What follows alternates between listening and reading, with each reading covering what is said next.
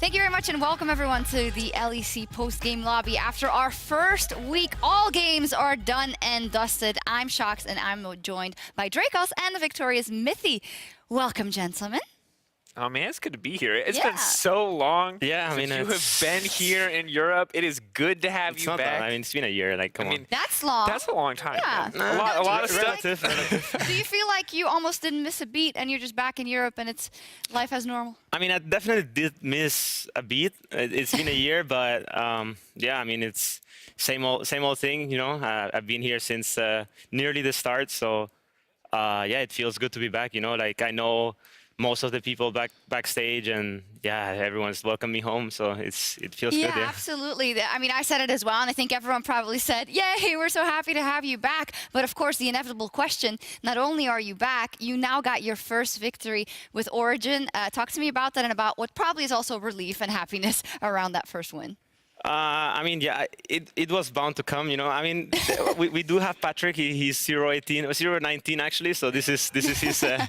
But yeah, I just definitely from playing a few games, we knew that we'd definitely have a win coming. And our goal is to just get in the wins for playoffs. So it's good that we beat Fnatic, which is supposed to be a strong team. You know, like it's very early, so some teams are lacking some fundamentals. So are we, but. Yeah, it feels good to beat Fnatic so early because that win is going to mean a lot to us.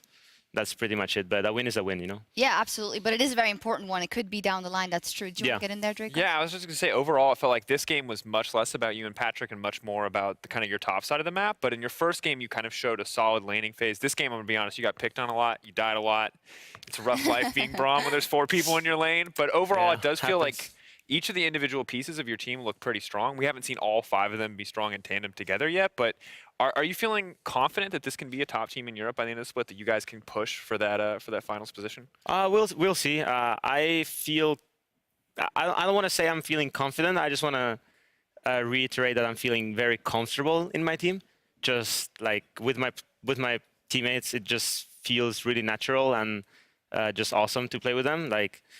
Yeah, the general feeling I'm getting is very positive, and that's really what I strived for coming back. So I'm just really happy, Yeah. That's I don't know how it's gonna turn out, I had like for example last year, I had great expectations and it turned out pretty shitty. So it's always a gamble, but the most important thing is that you feel comfortable and you feel happy playing the game. That's what's most important. Would you say that your initial kind of gut feeling is just positive for the org and the team? I believe yesterday the official said that for as well. For sure. Okay. Yeah, it's the way, like, it's exceeded my expectations in a very good way. Yeah. Could you give an example? Because the official named it as well. He said, I think Mithy, we offer him everything he expects from an organization. And I'd love to hear like some specific examples to that. Yeah, I mean, so first of all, the Fisher, like he puts up with me. I complain a lot. I've been through a lot of like tough things, growing into the esports industry. So I am very demanding, and yeah, I think he puts up with me very well on that. And yeah, so on that side of things, things are working. Like obviously, there's mistakes. It's a new org, but they kind of just tend to get fixed, or they're on top of things, and that's what I like to see. And then from the sports side, it just, I don't know, it just feels so good. Like the staff that we have is very focused on like the team atmosphere and communication within the teammates, and like the psychological aspect a little bit more than past teams I've been on, and that's, I think, a very important thing to have. And then other than that, like my teammates are also very good players, so that also helps. Yeah. And for me, it's really cool to hear very early on, not only because oftentimes you hear orgs kind of preach something, and you don't always get to hear from the background, from the player perspective, how it's actually working out. But obviously, Origin came in with these big statements about their plans for the organization, and now it's cool to hear both your teammates in Cold and Nukeduck in their interview, and also you now talking about so much of the stuff that goes into running this org and it actually being a positive experience, and not just for new players who haven't been in esports for a long time, but for you, for a veteran like you, like Nukeduck, like Cold. I mean, yeah, I feel like I'm selling out a little bit too much right now. It's going well, but I've been through so much BS that I just want to say, like, it's going well now, Like, I don't know how it's gonna go down the line, I'm careful. It's You've been burned by you've love been before. in esports a long time too, you know how it goes, and yeah, like right now it's going well. Hopefully it stays this way, but I'm not gonna like shoot too many praises because things, go worse down the line. So yeah. I think a lot of us, and probably a lot of people watching, we recognize this attitude completely, and especially for a competitive sportsman like you, you've been through a lot, so you just don't want to be like, yes, it's heaven, the world is great. It's one step at a time. Yeah, right? exactly. And it's more about, just staying in the present and, being grateful of the things that, you can learn to appreciate. And especially when you miss some of them, like very, very basic things that, throughout my years, I've like for example, the interaction between your teammates and how like you cope with them. For example, when I joined Origin, like the old school Origin, like the chemistry was there from the start. There was no working on it. There was no, like, I didn't have to force anyone to hang out or, do stuff together and just kind of bond. It just happened naturally. Whereas in different situations, like in TSM, it was more forced. It's just like, and it's not that it's a bad thing for TSM.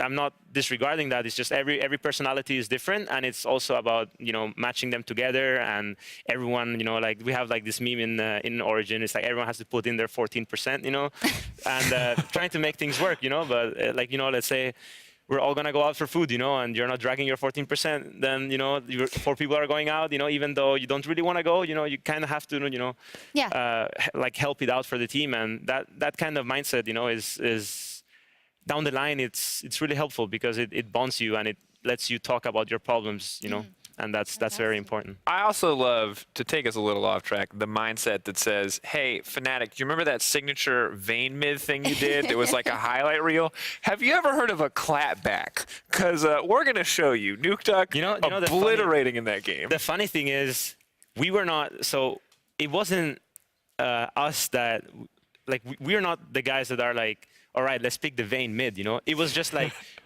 okay, guys, we're playing G2 and Fnatic first week. Damn, they're gonna pull a Vayne on us if we pick Galio. So we better know what this is all about and let's like pick on it a little bit and see what's going on. And then we were like, oh, this is pretty good.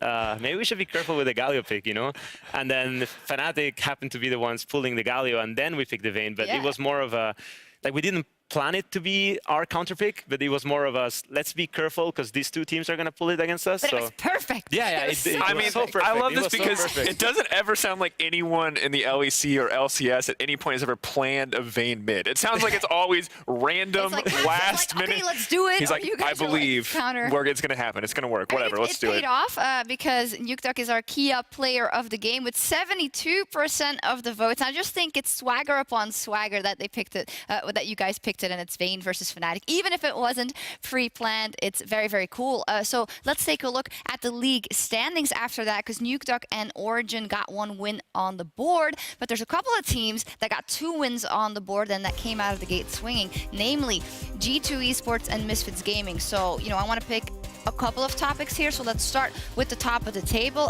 Misfits, most recently, was the 4th game of the day. Wow. Mithy, there's a lot of good members on that team. That's clear to everyone to see. They looked extremely scary this weekend. What do you think of them? I think we're playing them next week. Great. So hopefully we don't int bot lane as much as the other two have. And I mean, once that happens, we can maybe have a normal game. Because, I mean, it wasn't even about, like, I don't want to, so when I just said that, like, the other bot lanes hinted it, I don't really think it was that. It's just like, it just happens to be that Hans Sama just gets the kills.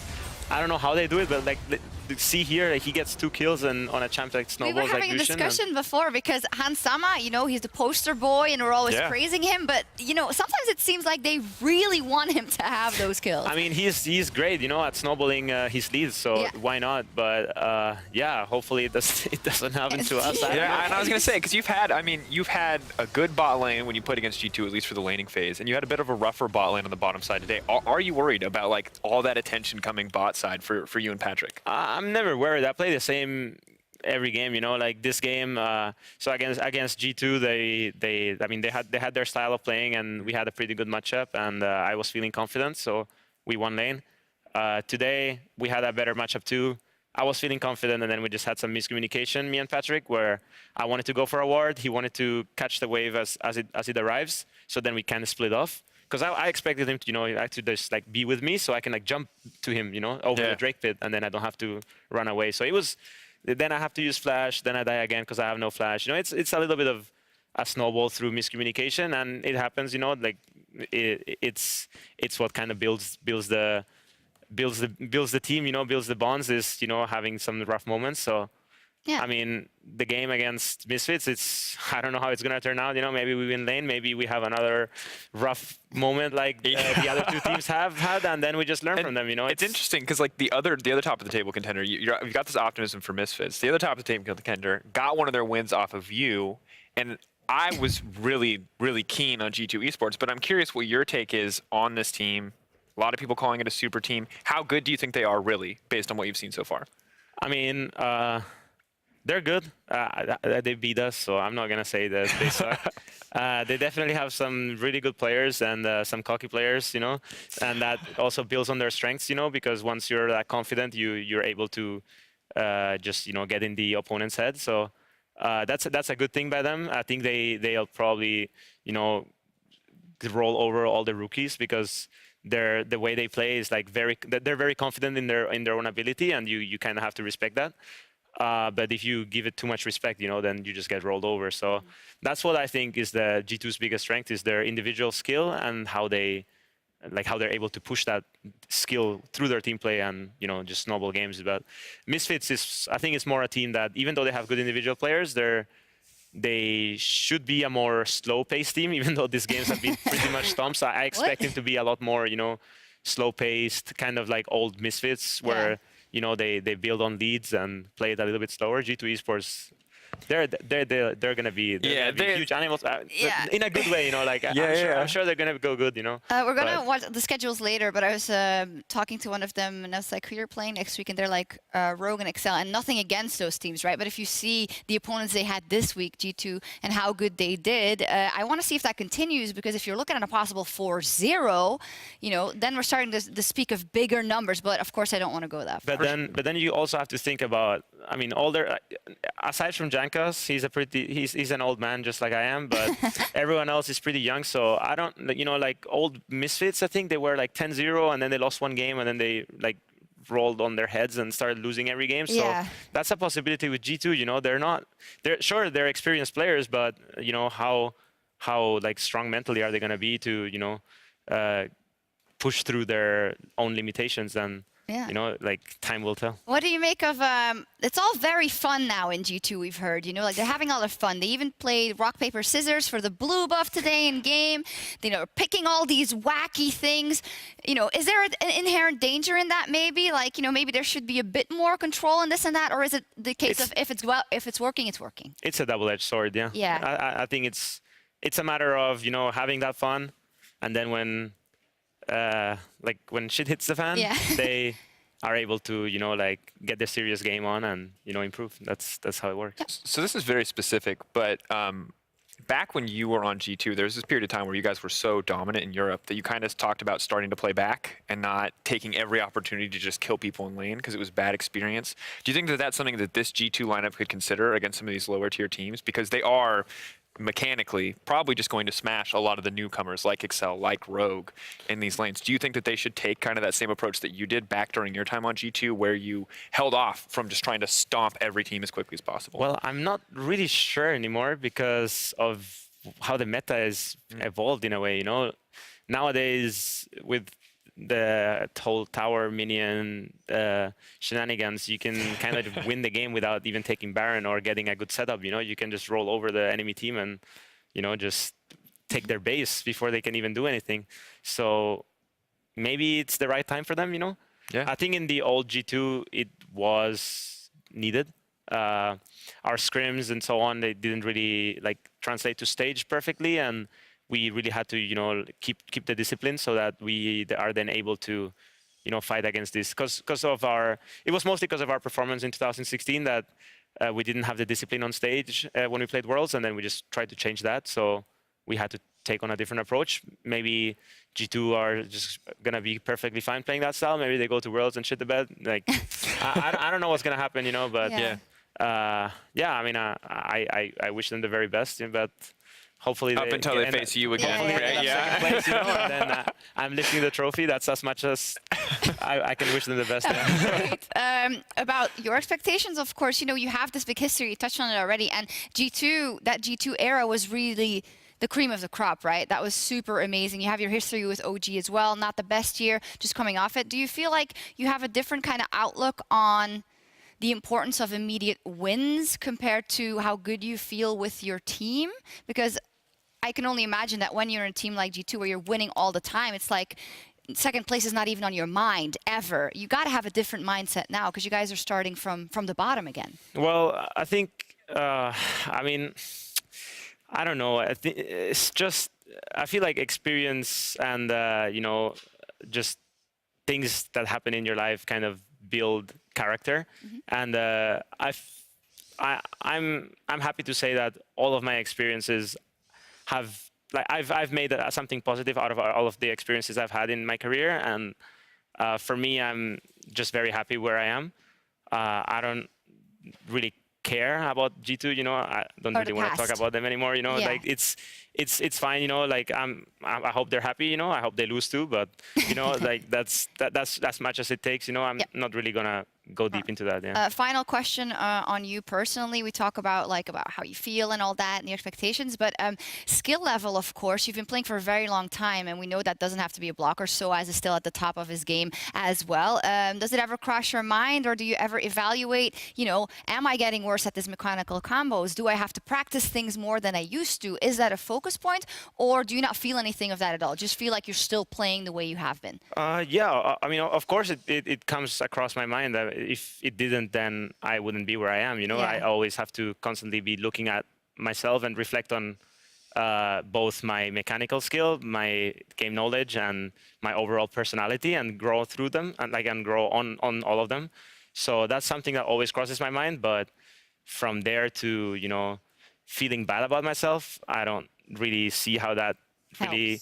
No, not that it helps. It's like one doesn't relate to the other, you know. Like that, those one thing is growth, and the other thing is like feeling depressed, and those are totally different things. And I don't think it would be unwise of me to listen to what, you know, some basement dwellers have to say about me online. So it's, you know, I'm totally happy with myself, even if I have a bad performance like I had today. You know, it's not really gonna change my life in a, you know, I'm not gonna die from this. Yeah, you know? And plus, since you've been back, you've, I think, spammed the most solo queue of any pro account I've seen, at least from what's publicly available, not including anybody's Smurfs. I don't have all that information, but according to OPGG Mythy account, you're like, what, 140 games on Gragas in the preseason? You're going in, you're like 12 hours a day on solo queue. I mean, I'm definitely having a lot of fun just being back here and with League, you know, especially having that, you know, like you just said, having that thought of like, am I good enough? Am I not? You know, it gives me the drive to play more. So yeah, I'm super happy, you know. And when I go home, I want to play, and I feel happy playing. So that's really all that counts. I know that regardless if I have a good game or a bad game, there's people like there's a support network behind me that loves me no matter what. So I mean, I don't have to, you know, feel bad about having a bad game. That's awesome. I think it's bad. great the way you put that. It's not about feeling bad because you're doing bad. Like, screw that noise, ideally, right? You don't want to feel like that, but it's about always looking for the next growth opportunity. Yeah, obviously it's not easy, you know. Like I'm saying this, you know, and I'm gonna go through bad moments, you know. But like in the grand scheme of things, that's how you have to think, and it's not just about esports and this. It's really life, you know. Like it's gonna help in every kind of way, and yeah, that's really how it works. Absolutely. And a positive note, you guys won. That was great. Before we move on, I do also want to just touch on the big shocker of the weekend, Fnatic going 0-2. I think that deserves a couple of words. Of course, they're working with their new mid laner, Nemesis, who maybe, you know, plays differently than Caps. Dracos, what is your verdict on everything? Well, first, I think they need the Mythy TED Talk that he just gave us now about not taking it personally and improving a goal. Saying that was fantastic. Cue that up at some point. Inspired. But for me, I mean, I don't want to call it a false start at this point because it was two games that were really rough, and it just honestly to me feels like the team. It's a bad start. It is a bad start for sure. They don't feel coordinated. It feels like a lot of things are going wrong. I think they showed more today in their game versus you than they did in their first game, which kind of honestly surprised me. And I'm hoping that the team can continue to develop. But for me, it doesn't feel like individuals are super underperforming. It just more feels like people are pretty consistently in the wrong place. I feel like they have a just. No offense to the 6-star general, he's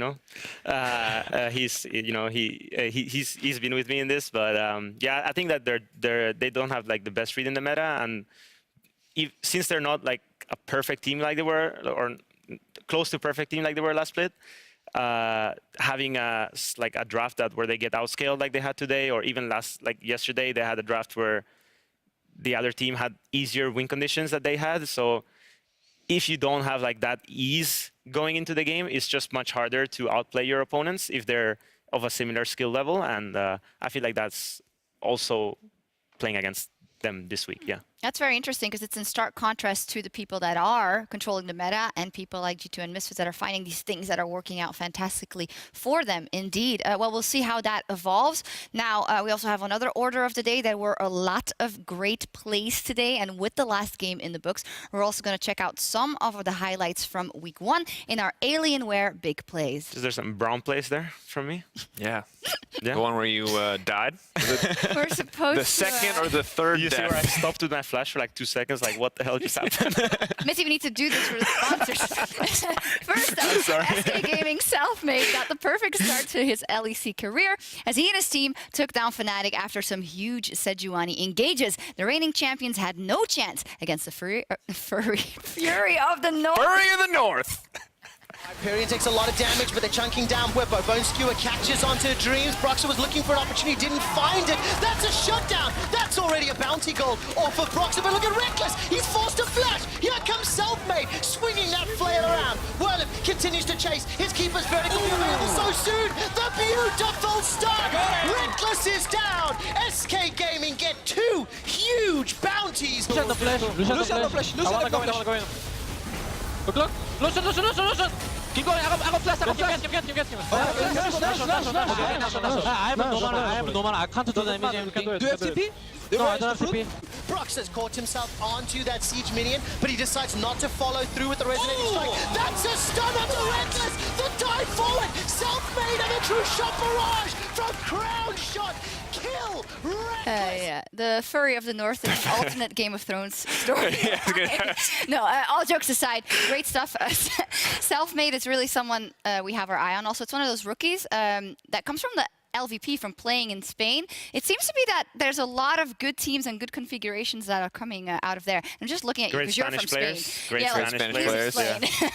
No, but Selfmade, you're also a big fan of him, aren't you? Yeah, I mean, Selfmade looked incredible across those games. Very good early pathing. Obviously, today's game was a little bit of a different story, but day 1 looked pretty good for him overall, and I think it's a strong start from a rookie.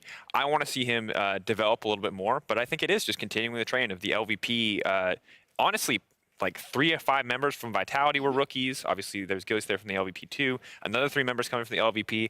At this point, the LVP is the LEC Farm League. I'm just going to say that now. Like, we are just looking at your number 1 team to just like give it up. Like, who are you going to send our way for next year? Yeah. It's nice to see that the do I call it challenger scene now? No, you call it the regional leagues, I guess you'd say. Yeah, it's nice to see that all these like regional leagues are really building talent. I feel like that's kind of lacking in NA a little bit more. Oh, okay. So it's a great thing. Yeah, but I can't the tell point if I'm that trying was a burn. it's not really a burn. The point I'm trying to make is that it's so nice to play solo queue because all these like regional players are pushing you. Yeah. They're really they're really pushing you to become better, even just solo queue. I can't make challenger. It's so hard. so you can't make challenger, but you can beat Fnatic. Hey! I have a great team. I have a great team. It's just kidding. Oh no, I'm going to have so many hate at the end of the show. I'm sorry. The Fnatic fans are out for blood right now. I don't know. This was It's not okay. the time. The Origins fans are going to defend you, Shucks. Don't worry. We got a great fan base too. We talked a whole year about Fnatic. They're great, of course, but like today, it's time for OG. It is the Origin. And obviously, Fnatic, I think a lot of people expect to rise back up. But for now, they can take a week of being the butt of a few jokes after getting a World's Finals appearance. Yeah, So you take the good with the bad. Absolutely. So let's move on quickly to the next one. A much underrated skill in League of Legends is to press R.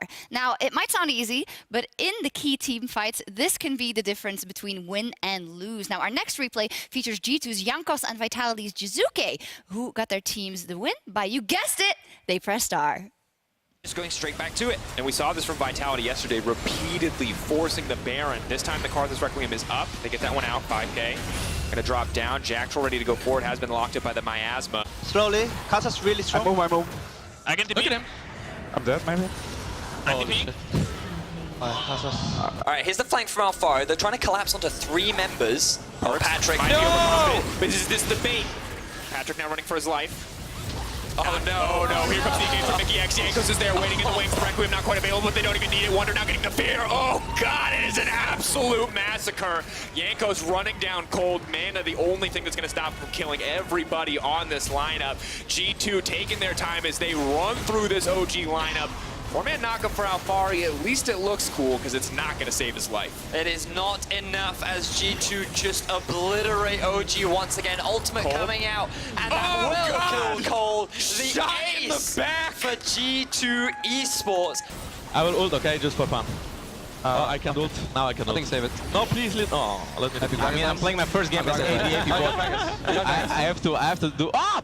The boss? Yeah, just. Can we get in him? He ulted just I for will fun, all maybe. just for fun. That was a rough one. Is it a frustrating one? Because you're like, and you know what? I mean, I'm not calling it Jankos because he wasn't feeling well, and he made sure we knew that he wasn't feeling well, and then He shared that pain with the entire OG lineup, I think, for that game. Yeah. That You're was like, just... Not only is this guy not feeling well, but we're losing super hard to them, and all he has to do is press R. Frustrating. Yeah, that was a rough game. Yeah. When you're winning that hard, you get a rock, paper, scissors for blue buff. Yeah. You get to push R for fun, you know? All It's right. what you win when you get that far ahead. Let's take a look at someone else who pressed R with a reduced cooldown on Tumble, I believe. I can't remember. Finally, Vitality's Attila took complete control of the last fight against Splice. I am right. They did their best to kite out the tumbling Vayne, but this was their final hour. But of course, the perfect setup could come out. Attila now going to try to back away. Visitach trying to move over, but combo is there on the flank. Now the ulti coming in. There's the Requiem. Health bar's getting cut down. Jackal's still alive, but we now going to bust out with a stopwatch there. Visitach taken down. Keeping O'Donnell is lone suffers the Karthus in the melee range. Kabe running as fast as he can. Attila now picked up. He can't sell. He can't move out. Oh my! Just deliver it to him. Now, go around. Zach is engaging. Okay. Kill Sion. Kill Brom. Kill Sion together. Kill Sion. Peel. Don't Cassion. Passion no police. Hey, help me. I'm coming. Nice.